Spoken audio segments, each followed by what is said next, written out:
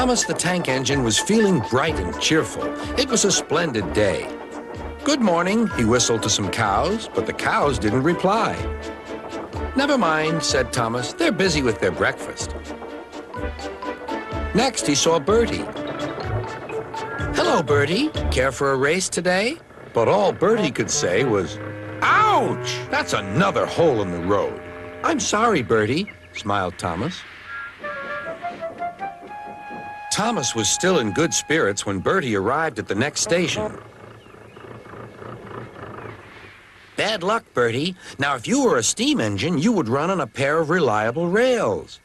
"Huh," replied Bertie. "The railway was supposed to deliver tar to mend the road 2 weeks ago. You can't trust a thing that runs on rails."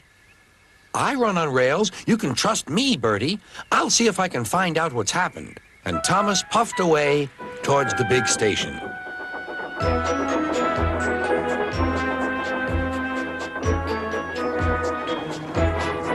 James was snorting about in the yard.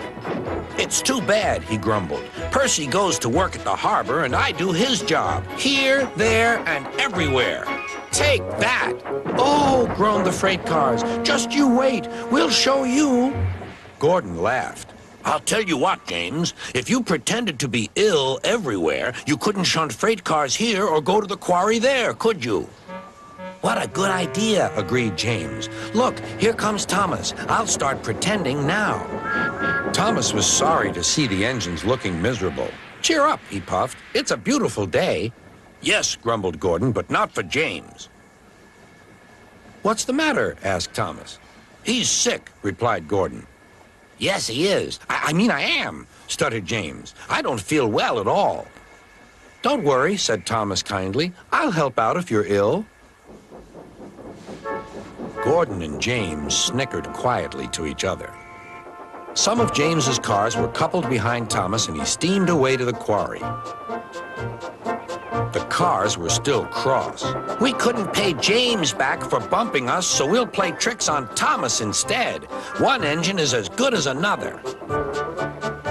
But Thomas didn't hear them. He collected all the stone from the quarry and set off back to the junction.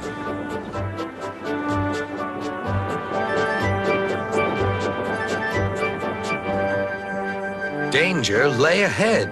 "Now for our plan," giggled the cars. "Go faster, go faster." They pushed Thomas over the switches. "Slow down," called Thomas's driver and applied the brakes.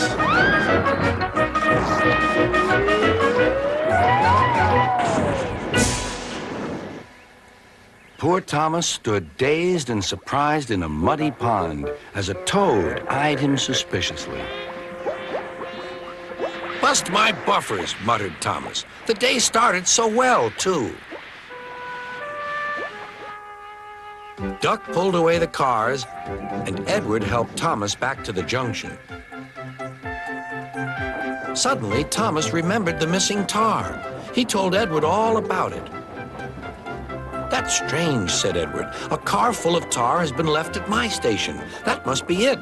Driver will make sure it gets to Bertie now."